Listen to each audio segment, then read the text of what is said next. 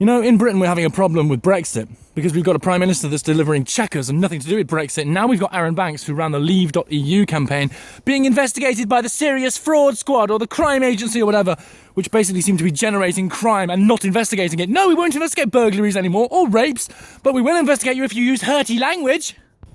We've actually got a situation in Britain now where we've got top cops saying that people shouldn't be arrested for saying hurty words. They should focus more on burglaries. Why should they have to say that? It's ridiculous. It's a no-brainer.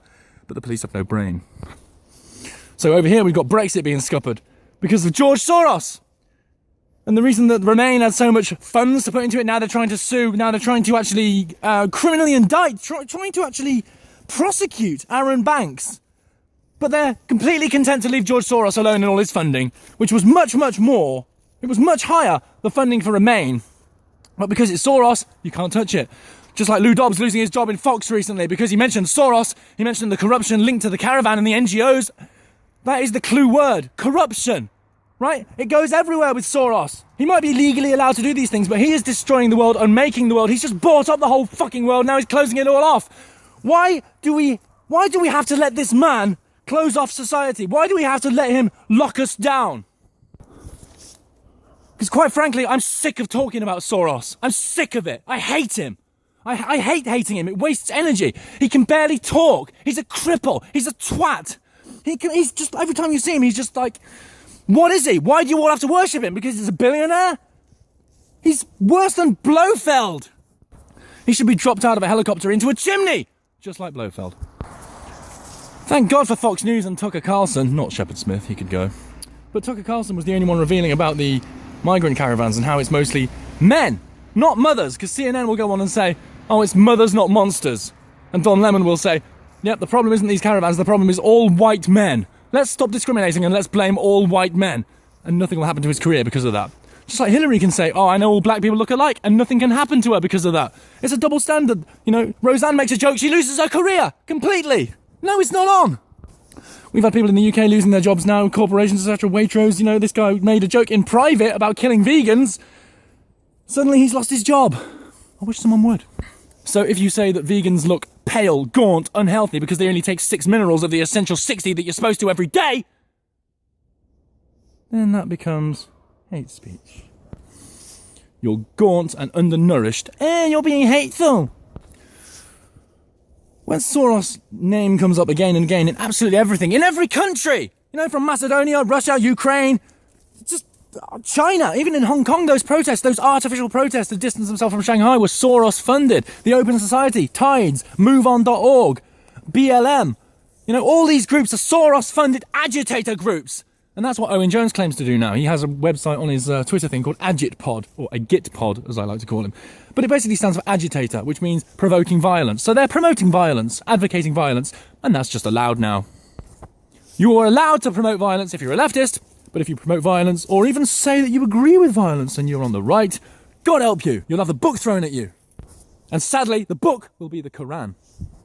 Well, at least you'll have time to read it and see how hateful it truly is. Because people always say, yeah, but the Bible did this, yeah, but Jesus taught this. Jesus taught forgiveness. Muhammad taught, you know, revenge on the whole world while he was raping a 9-year-old. But we're not allowed to call him a paedophile, because that would be hate speech as well.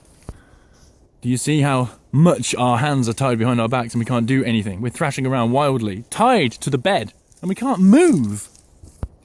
It's important to understand that this migrant caravan is Soros' army. There are people from Africa, people from the Middle East, and when the NGOs decided to open up the rest of the world, Blair and everything in this country, but they decided to open up the Middle East and Africa and the Islamic world to the West. That is when the West fell.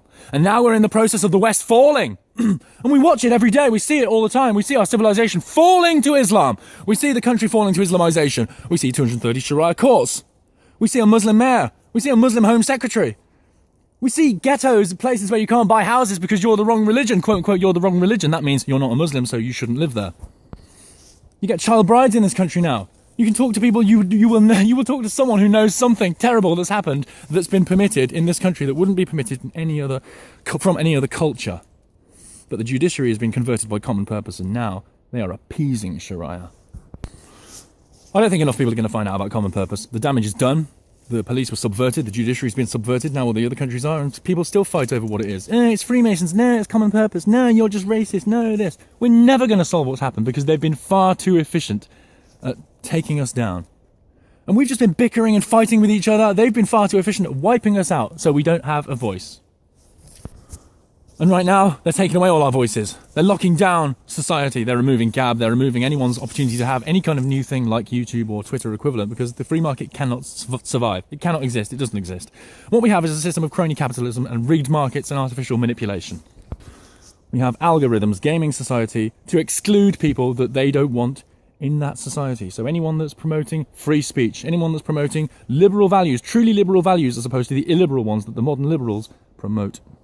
And it's not going to end there. It doesn't just end at social media purges. With this kind of censorship, this level of egregious censorship comes in, it doesn't just stop when they've got everyone off social media.